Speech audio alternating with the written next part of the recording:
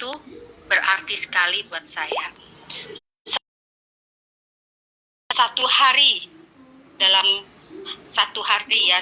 sekali aja selama setahun demi anak bisa makan. Jadi saya harus mengirit uang sedikit rupa.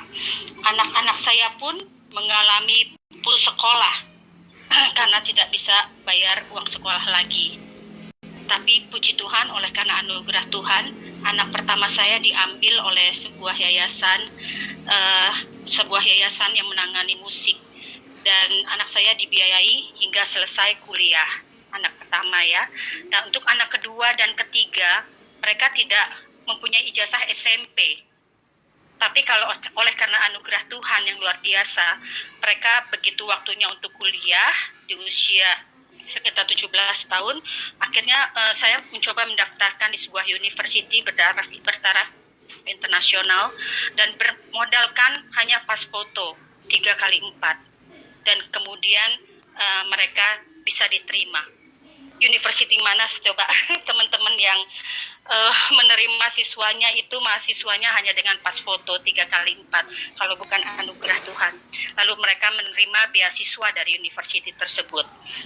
Nah, itu makanya kemudian kenapa saya ceritakan kisah ini sebelum ketemu Atomi. Kenapa saya ceritakan ini yang membuat saya kemudian mempunyai tekad untuk mengubah nasib.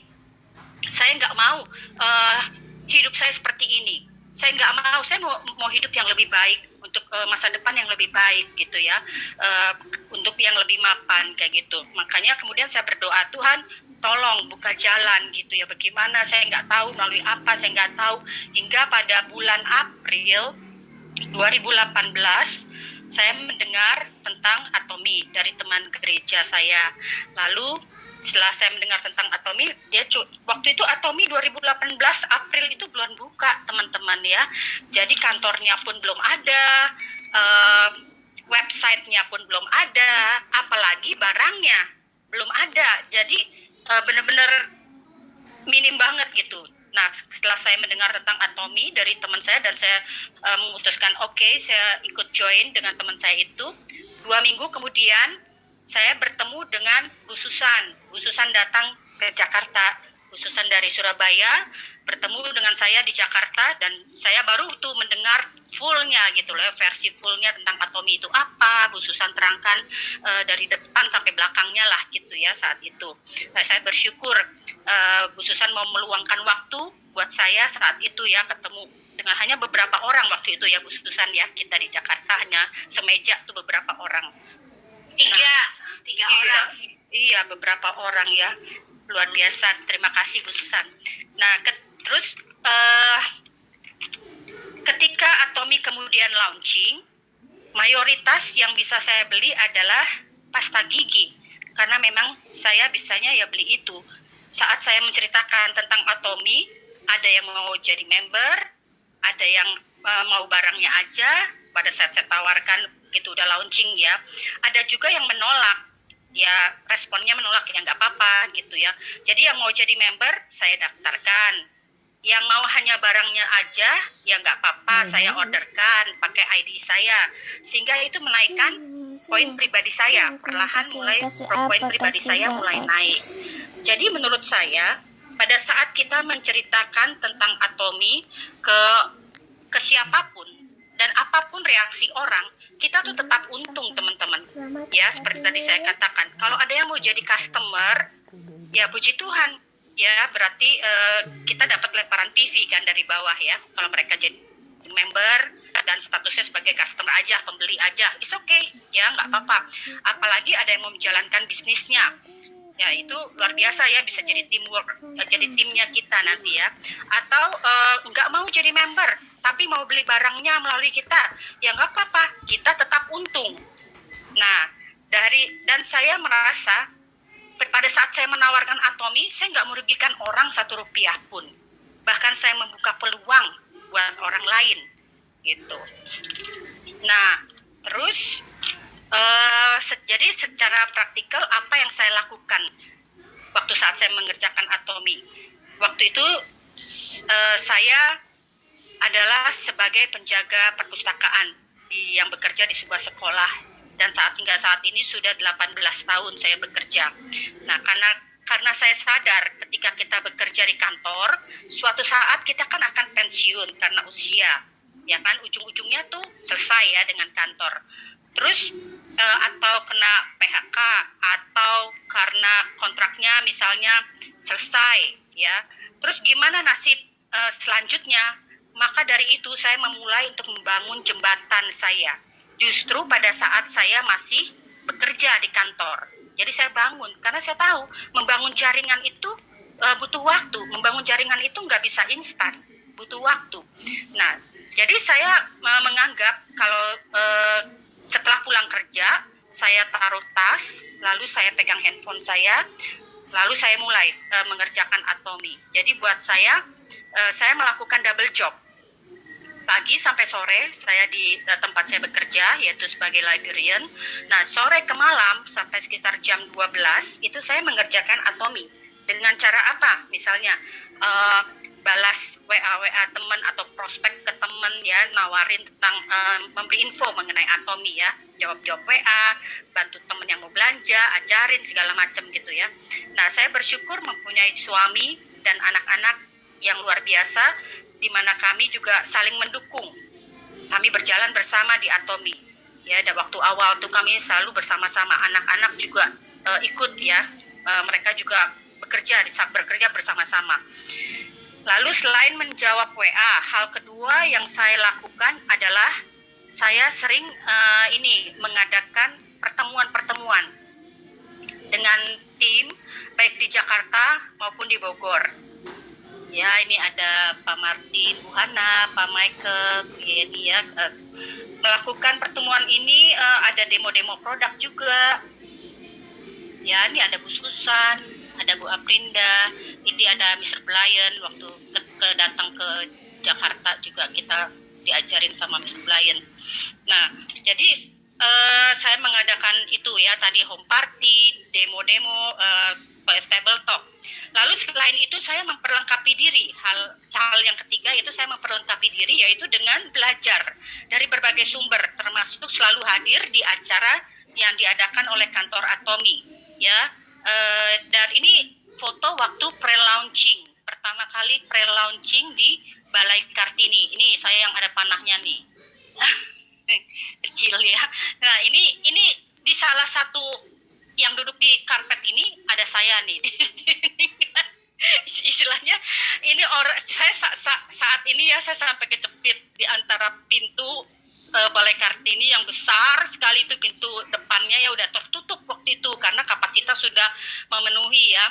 Tapi di luar masa itu masih mendesak, masih banyak banget. Itu datang dari berpulau-pulau. Saya sampai bingung. Ini antusias mengenai Atomy luar biasa banget. Sampai itu didorong teman-teman, didorong pintu besar Atomy itu didorong sampai saya kejepit karena posisi saya tuh pas-pasan di depan pintu banget, pas sudah di depan pintu. Jadi antara kayu pintu sama masa yang mendorong sampai jerit-jerit, jangan dorong, karena saya benar-benar kejepit. Akhirnya sampai pintu besar Atomy itu tuh Balai Kartini itu kebuka, berubul, orang masuk semua, udah nggak peduli itu sampai duduk, ini semua duduk di karpet nih teman-teman, ini duduk di karpet. Nah, itu ya, saking luar biasanya antusias daripada Atomians di Indonesia waktu itu menyambut pre-launching ya. Terus di sini juga waktu grand launching juga saya datang nih. Jadi setiap ada acara Atomy apapun saya ikutin. Nah, ini begitu ketemu leader-leader, saya berfoto, ngambil kesempatan, bukan apa. Saya pingin gitu, ini jadi motivasi saya untuk berhasil. Saya juga berdoa, Tuhan, biar impartasi keberhasilan mereka juga boleh turun ke saya gitu ya. Saya pribadi saya lakukan itu. Tuhan tolong gitu. Jadi setiap ada leader-leader, saya berfoto. Motivasi saya gitu ya, membuat itu sengaja gitu.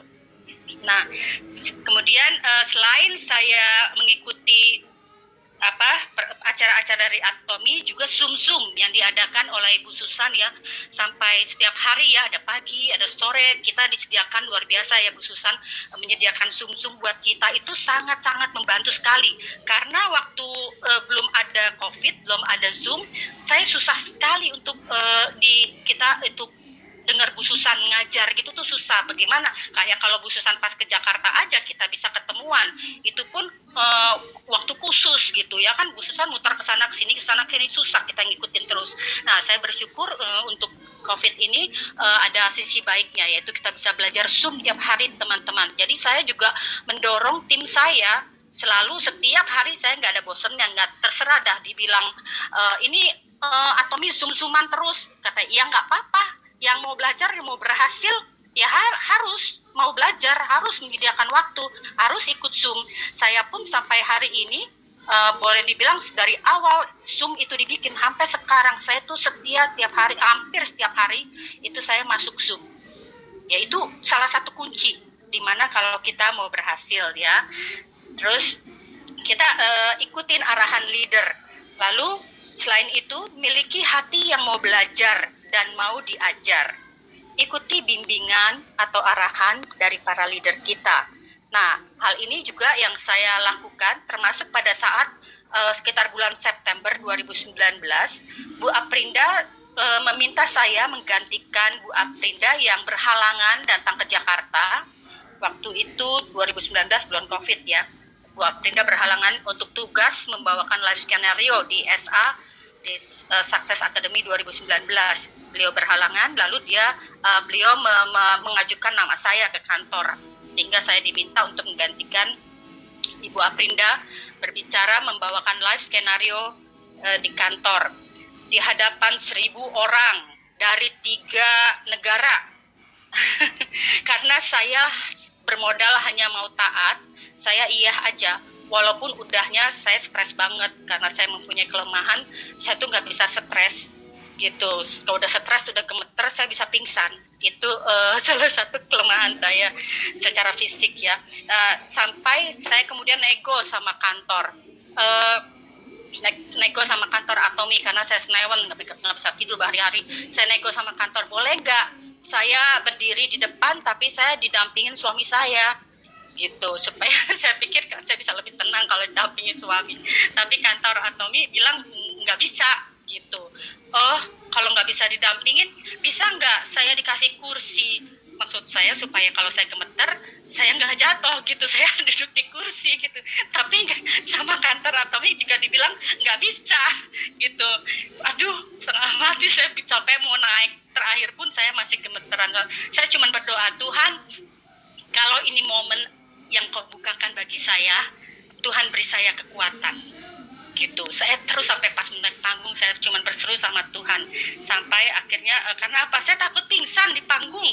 Kalau saya pingsan kan bikin heboh ntar. Nah, akhirnya Tuhan memberi saya kekuatan. Puji Tuhan, akhirnya saya sampai bisa selesai turun panggung nggak pakai pingsan. Nah, terus banyak hal baru yang saya alami di Atomi ya, selain bisa berbicara di hadapan 1.000 orang dari 3 negara, terus saya juga mencapai SM saya ya di bulan Oktober 2019. SM saya yang pertama. Kemudian saya mengalami juga dari hotel ke hotel. Bagaimana coba kalau kehidupan saya yang dulu, saya nggak pernah ngerasain namanya masuk hotel. Nah, sekarang saya di Atomi jadi ngerasain masuk hotel, keluar hotel gitu ya, teman-teman, luar biasa. Terus saya juga diberi kesempatan untuk menginjakan kaki di Malaysia. Itu pertama kalinya itu ikut SA Atomi di Malaysia pada ini nih, ada ininya nih, tanggal tuh berapa, 29 September, tanggal 20 September 2019. Itu bersama dengan Ibu Aprinda sebagai upline saya dan Ibu Erika sebagai teamwork saya ya, di tim saya di kanan saya. Nah, kami ke Malaysia bersama. Itu yang saya alami, apa yang diberikan oleh Atomi, pengalaman-pengalaman yang saya terima.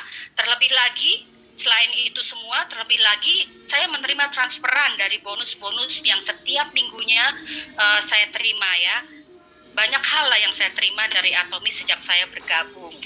Nah, namun berjalannya waktu dalam 2,5 tahun ini, dalam 2 tahun perjalanan waktu, ada saatnya saya tuh mau mundur. Rasanya ada saatnya ya, seperti kita ngalamin ya kerikil-kerikil, kita pasti ngalamin gesekan-gesekan kan, karena kita berhubungan dengan banyak orang ya, tentu nggak mungkin semua sama pikirannya sama kita semua ya kan, enggak, pasti ada gesekan-gesekan. Nah, sampai pada titik dimana saya rasanya gimana ya, saya apa masih kuat saya berjalan gitu ya, karena saya kalau stres, tadi yang saya sempat singgung, saya kalau stres tuh saya demam, badan saya panas, lalu saya nggak bisa tidur. Kalau saya merasa pressure-nya sudah sampai titik yang saya nggak kuat lagi, saya tuh bisa pingsan gitu. Jadi kelemahan saya seperti itu, sehingga saya bergumul ketika menghadapi gesekan-gesekan yang semakin buat saya ya semakin kuat juga, karena berhubungan dengan semakin banyak orang gitu. Tapi berhubung saya mempunyai impian yang ingin saya capai, saya ingin punya hidup yang mapan, dan terutama saya tidak mau menjadi beban bagi anak-anak di usia tua nanti. Di saat saya sudah tidak bisa bekerja, saya orang yang tidak mau menyusahkan orang lain, termasuk kepada anak-anak saya. Prinsip ini terutama yang menjadi jangkar yang kuat bagi saya untuk saya kembali bangkit. Saya tidak mau impian-impian yang sudah saya tulis di buku Life Skenario Kehidupan itu hancur begitu saja. Karena itu, saya dorong teman-teman untuk isi buku Life Skenario dan miliki impian kita.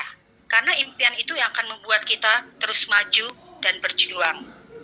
Nah, saat saya merasa mau menyerah, saya merenung, apakah saya mau melepaskan mimpi saya untuk hilang lenyap dan hancur begitu saja? Saya sempat break sekitar setengah bulan. Saya merenung, saya menangis, saya berdoa, lalu saya mengumpulkan kembali semangat dan kekuatan saya yang sudah tercerai-berai rasanya. Lalu perlahan saya bangkit lagi. Karena apa? Karena saya punya mimpi. Karena saya ingin mimpi-mimpi saya itu boleh terjadi melalui Atomi.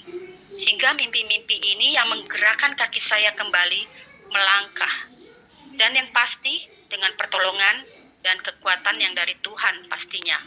Karena dengan kekuatan sendiri nggak mungkin. Nah, kemudian hingga kemudian Maret 2020 mulai terjadi COVID ya teman-teman. Nah, ini memberi dampak juga dengan tempat saya bekerja, di mana sejak bulan Juli 2019 ada penyesuaian. Tapi nggak hanya di situ, pada bulan Oktober pun kami para staf menerima surat cinta, tanda kutip ya surat cinta, saya bilang, di mana gaji kami juga harus disesuaikan lagi untuk yang kedua kalinya. Sehingga dengan masa kerja saya yang sudah 18 tahun, gaji yang untuk bayar kos di Jakarta aja tuh pada saat sudah pemotongan itu udah nggak cukup ya untuk bayar kos aja, sehingga di bawah UMR Jakarta. Itu bukan salah dari kantor, tapi kondisi ya semua di dunia, bahkan ya mungkin semua kita mengalami. Jadi saya nggak bisa ngomong apa-apa, saya juga nggak bisa protes atau apa gimana ya, saya harus terima aja ya, karena memang situasi dan kondisi yang di luar keinginan kita dan di luar prediksi kita semua. Di satu sisi saya memang merasa kaget, merasa sedih, merasa 18 tahun terasa sia-sia gitu ya.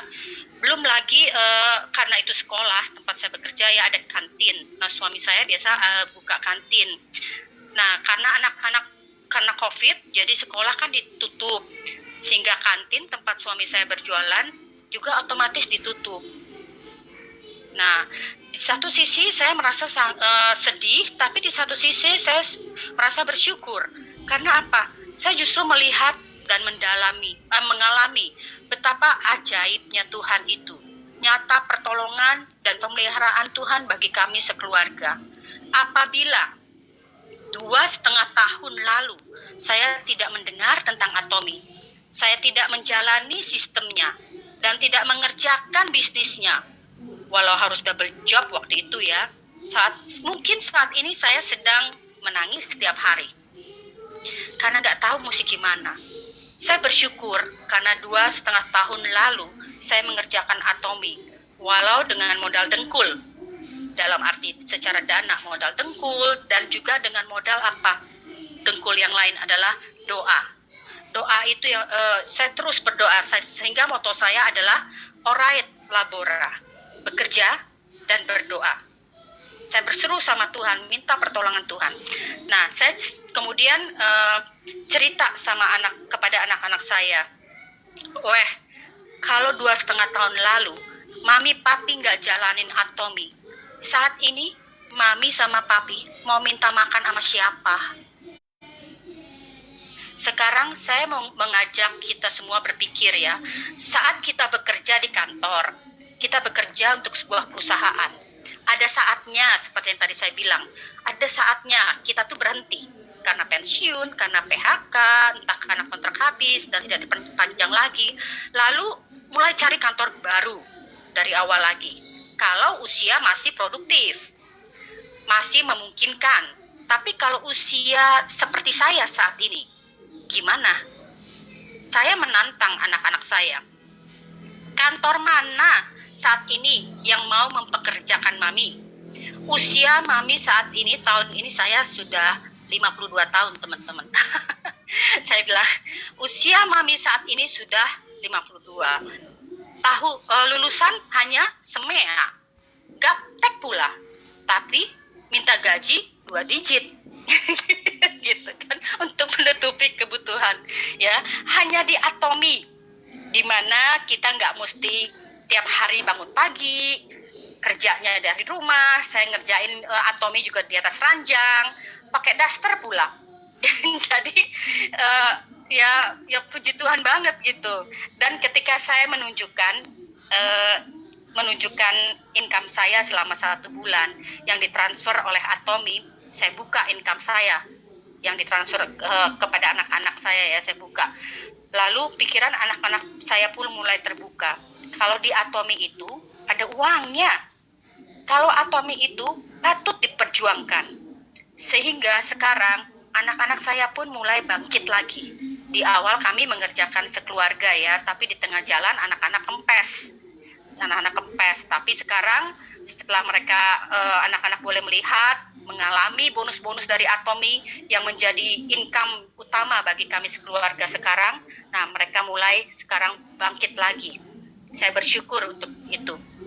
Nah, kami sekeluarga sangat bersyukur sekali dengan Mr. Park yang telah dengan gigih membangun Atomy hingga saat ini. Saya dan keluarga bisa tertolong dari keterpurukan secara keuangan.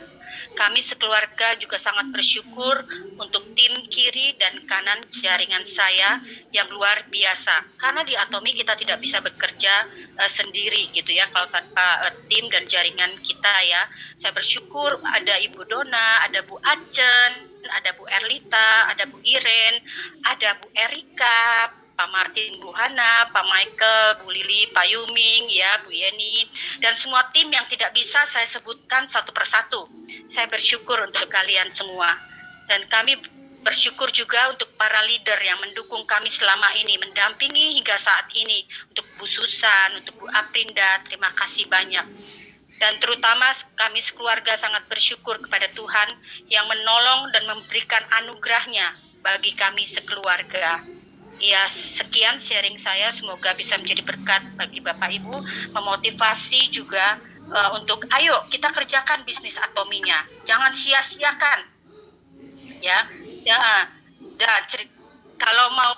Kalau mau tahu cerita saya dengan versi lainnya ada di Atomy episode 29. Sekian teman-teman, terima kasih.